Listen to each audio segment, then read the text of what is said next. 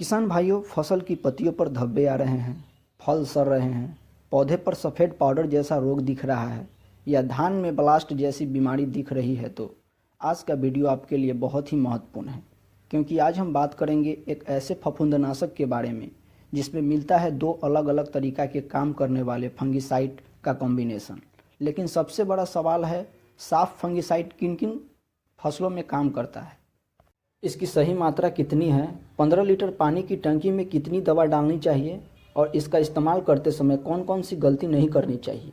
इस वीडियो को अंत तक जरूर देखिए, क्योंकि गलत मात्रा में दवा डालने से फ़ायदा कम और नुकसान ज़्यादा हो सकता है। साफ फंगिसाइड में इनमें दो अलग अलग फफूंदनाशक सक्रिय तत्व मौजूद होते हैं, कार्बेंडाजाइम 12%, मोनोकोजेब 63%। एक तरफ कार्बेंडाजाइम पौधों के अंदर जाकर काम करता है जिसे सिस्टमैटिक एक्शन कहा जाता है, वहीं दूसरी तरफ मोनोकोजेब पौधों की सतह पर सुरक्षा कवच की तरह काम करता है जिसे कॉन्टैक्ट एक्शन कहा जाता है।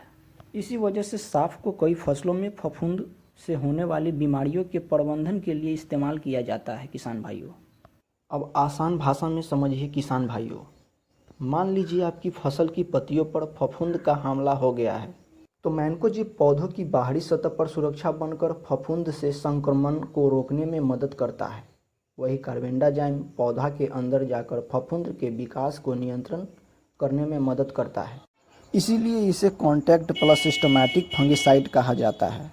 लेकिन ध्यान रखिए किसान भाइयों, हर बीमारी के लिए एक ही दवा काम नहीं करती। कीट के लिए फंगिसाइड नहीं होता। अगर समस्या कीट की है तो साफ फंगिसाइड उसका समाधान नहीं है। इसलिए पहले यह पहचान जरूरी है कि समस्या फफूंद की बीमारी है या कीट का प्रकोप। अब बात आता है कि इसका उपयोग किन किन फसलों में किया जाता है।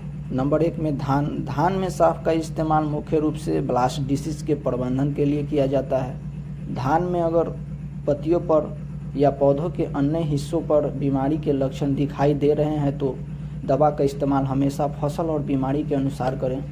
किसान भाइयों, नंबर 2 पर इसका स्प्रे आमतौर पर आम की फसलों में किया जाता है। आम में साफ का उपयोग मुख्य रूप से पाउडरी मिल्टी, एंट्रासनोज जैसे फफूंद से संबंधित बीमारी के प्रबंधन के लिए किया जाता है।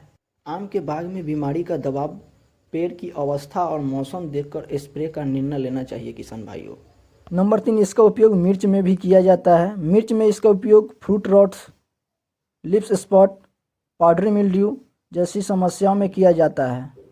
अगर पत्तियों पर धब्बे बढ़ रहे हो या फल सड़ने की समस्या दिखाई दे रही है तो पहली बीमारी की सही पहचान करें किसान भाई, उसके बाद इसका छिड़काव करें। इसका उपयोग आलू के फसल में भी किया जाता है। आलू में इसका उपयोग early blight, late blight, black spot जैसी बीमारी के प्रबंधन में किया जाता है। आलू के रोग में प्रकोप तेजी से फैल सकता है, इसलिए बीमारी दिखाई देने पर समय पर कृषि विशेषज्ञ से सलाह लेना बेहतर होता है। इसका उपयोग मूंगफली की फसलों में भी किया जाता है। मूंगफली की फसल में इसका उपयोग लीफ स्पॉट, रस्ट जैसे फफूंद जनित बीमारियों के लिए इसका उपयोग किया जाता है। किसान भाइयों, इसका उपयोग मूंगफली की फसलों में भी किया जाता है। मूंगफली की फसल में इसका उपयोग लीफ स्पॉट, रस्ट जैसे बीमारियों के लिए किया जाता है। किसान भाई, इसका उपयोग मक्का के फसलों में भी किया जाता है। मक्का की फसल में इसका उपयोग डाउनी मिल्टी, लीफ ब्लाइट जैसे बीमारियों के प्रबंधन के लिए किया जाता है। किसान भाइयों, अब सबसे ज़रूरी सवाल कि इसका मात्रा और डोज कितना लें। तो साफ फंगिसाइड की मात्रा फसल और बीमारी के अनुसार अलग अलग हो सकती है। उदाहरण के तौर पर कुछ फसलों में लगभग 2 से 3 ग्राम प्रति लीटर की दर से इस्तेमाल की जानी चाहिए, जबकि कुछ फसलों में मात्रा इससे अलग हो सकती है। हर फसल के लिए एक ही मात्रा लगाना सही तरीका नहीं है। किसान भाइयों, अलग अलग फसल के लिए अलग अलग मात्रा और डोज लेना चाहिए। दवा घोलने का सबसे आसान और सही तरीका, सबसे पहले स्प्रे टंकी में आधा पानी भरें। इसके बाद निर्धारित मात्रा में साफ फंगिसाइड लें। दवा को थोड़ी पानी में अच्छी तरह घोलकर टंकी में डालें, फिर बाकी पानी भरकर घोल को अच्छी तरह मिलाएं। स्प्रे करते समय पत्तियों के ऊपर और नीचे दोनों तरफ छिड़काव करने का कोशिश करें, लेकिन ध्यान रखें तेज़ हवा में स्प्रे न करें, बहुत तेज़ धूप पर भी स्प्रे न करें, बारिश से ठीक पहले स्प्रे न करें, बिना जांच के कई दवाओं को एक साथ न मिलाएं। किसान भाई सबसे बड़ा गलती करते हैं, कई किसान सोचते हैं कि अगर दवा का मात्रा 1 ग्राम है तो 2 ग्राम कर देने से इसका ज़्यादा असर होगा, लेकिन ऐसा ज़रूरी नहीं है। दवा की मात्रा बढ़ाने से हमेशा फ़ायदा ही होगा, यह सही नहीं है। कभी कभी बार बार नुकसान भी हो सकता है। इसलिए हमेशा किसान भाई इन 4 चीज़ों को ध्यान में रखें। सही बीमारी का पहचान करें, सही फसल का चुनाव करें, सही मात्रा का ध्यान रखें और सही समय का भी ध्यान रखना जरूरी है। किसान भाई किसी भी दवा का इस्तेमाल या छिड़काव करते समय हमेशा सुरक्षा का ध्यान रखना जरूरी है। दस्ताना हमेशा पहने, आँखों और त्वचा को सुरक्षित रखें। स्प्रे के दौरान खाना या पानी या धूम्रपान न करें। बच्चों से दवा को दूर रखें।